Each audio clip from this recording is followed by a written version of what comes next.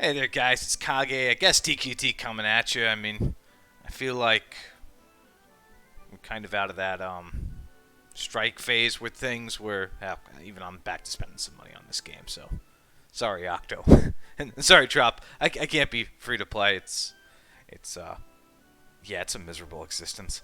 Because today we're going to be talking about Golden Week, and also we're at a point where, as I mentioned before in the podcast, every banner is relatively good in some way, shape, or form.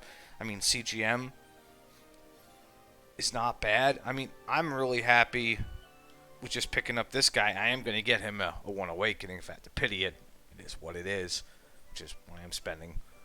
But, I mean, just this dude alone is just. The abilities here are awesome. I mean, his whoosh breath to pull in. He's got a whoosh resistance lowering, so I mean that could help on EX fights. Not really going to do too much for PvP. He's going to, he's going to take something out in PvP pretty quickly. And just getting him to Awakening 1 is pivotal. I mean, CGM's was bounce.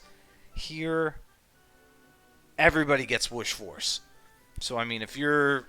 This is a really good PvE unit. He is kind of squishy, but he's just a really good case in point because we're going to be looking at a lot of units that are going to bring value to the table in some way, shape, or form, and it's going to be hard. I mean, if you're free to play, I would have as many gems stockpiled as you can because this was brought up on the Reddit about 5 months ago, and they had said, in about 6 months we're going to be getting this banner, and it's this right here.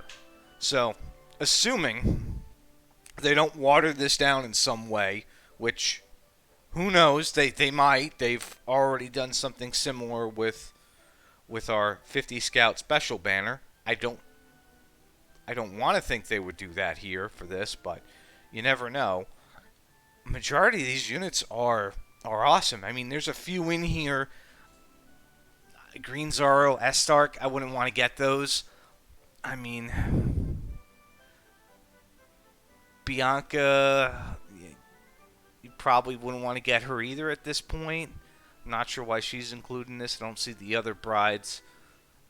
But, yeah, I mean, everything here is... You get some extra orbs, which, I mean, it's only 2. But, I mean, just 30k, and you're guaranteed 1, 2, 3, 4 S ranks at least.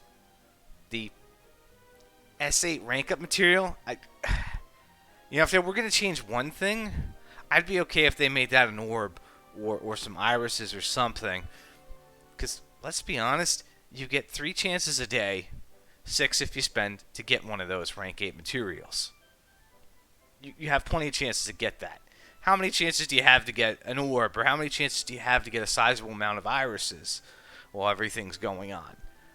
Not so many. I mean, here though, this is pretty good. I mean, especially for, let's say, even Zoma back there.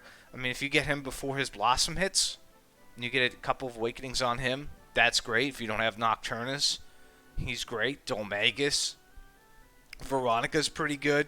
Terry, if you get a couple of Awakenings on Terry, he's pretty solid. Malroth, Rapthorn back there as well. Even Grandmaster Nimzo has some value and some use. I mean, you do need at least a 1 Awakening on him. Mordegon, I'd say he's like a unit you would need 3 to 5 Awakenings on. But, I mean, if you're a collector, you got a great chance to get him. He's even like Old King Mortimer in the background, too. Jess is good. So there's, I mean, from what they're saying, there's going to be no generals in this at all. So there's no chance to get Highbirds, Prison Peacocks, any of that shit. This is all, spotlight units from the past. Now, the question here is, if this does, let's say, come out 4 weeks from now, maybe even 2, if you're free to play, you're easily going to drop 30k in this if you're looking to expand the roster. And then you've got Erdrick, you've got Zenlong, you've got Sage, and those are just the next 3. And then there's, Bikini Jessica. She's apparently pretty good. Seraphie seems, the next version of Seraphie doesn't seem too hateful. There's even a unit after that that's looking pretty good. So, I mean, they've changed up the formula. And they've definitely done it in a way where you're gonna want to spend some money on this game. And it's kind of like, well, what's the good play? Well, if you haven't saved up any gems, I would say this is the most bang for your buck in terms of old world content. Because let's say even you get Estark or Green Zara or a couple of these other units that haven't got a Blossom yet. Well, they're bound to at some point. I mean, I don't know how far off they are for some of them. But, I mean, I can't imagine Estark going another year without a Blossom. I mean, he's maybe 2.5. They give him a Blossom in Green Zoro. I don't know. But I'd say even if you have some of these units, unless you've got most of these guys max awakened, doesn't seem like it would interest most people to skip on them. Or at the very least, let's say you do have a bunch of these. Even the orbs, I would probably go to 5 for the 2 orbs, spend 15k gems and then stop. If because orbs are valuable. It seems it's a gatekeeping piece at this point. I mean, it's keeping you from getting to the higher end tiers and getting these units upgraded.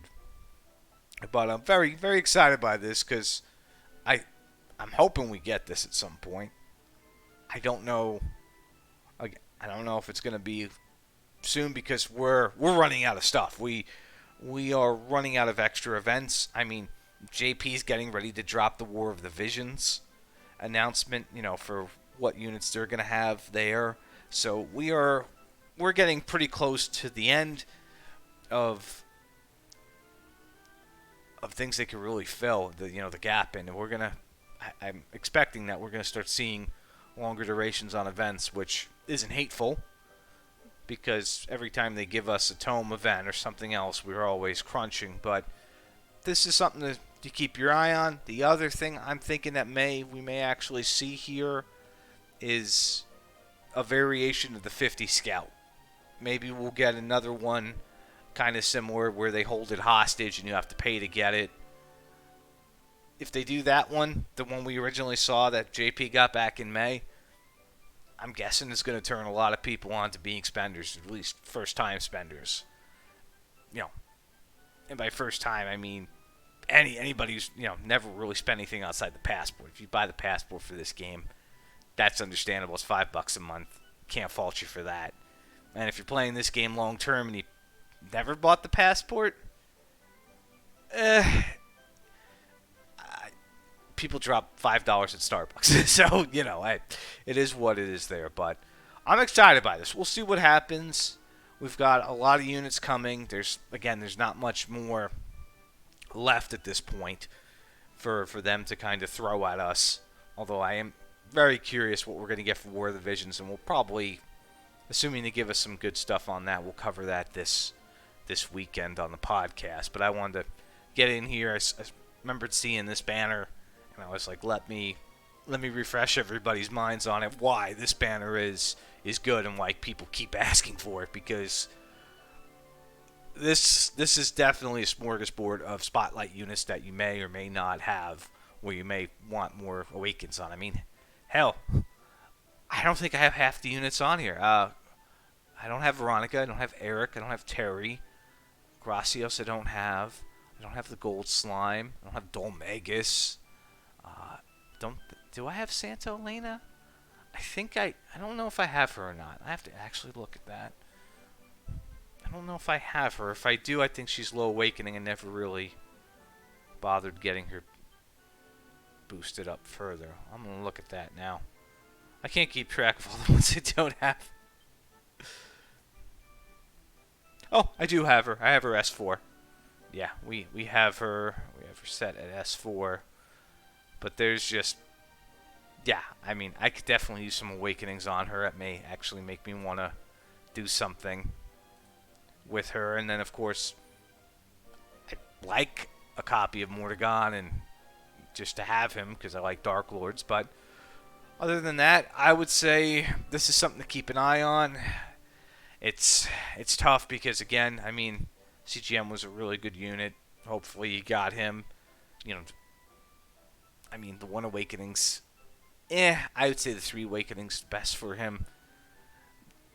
And yeah, I don't know. It's getting really tough for people to be able to save. You're gonna have some units you're gonna miss out on, and hopefully they don't make it to where you can't do certain missions going forward without certain units. Hopefully they do keep giving us some really good free-to-play units to use to make up for not getting some of these spotlight units. Like right now, I'd say we've gotten a couple of really good units, a couple of really good free units in the past that I'd say aren't too hateful. But at the same time, I mean, who knows? Who knows what's coming down the pipeline? I mean, we've got some idea, but we'll touch more on that as we get closer to it. I'm really curious to see, though, if they're going to drop Erdrick on our lap next month or if they're going to push that out further. But anyway, I want to thank you guys for tuning in. We'll probably have another video up maybe this week. We'll see. I'm going to try and get back to doing this regularly now. They got a cool display in the background. I got a really nice office here. It's got some space to it. And I want to thank you, everybody, for tuning in. Subscribe if you want. Don't subscribe. Fuck it. What do I care? You have a good night, folks. Take care.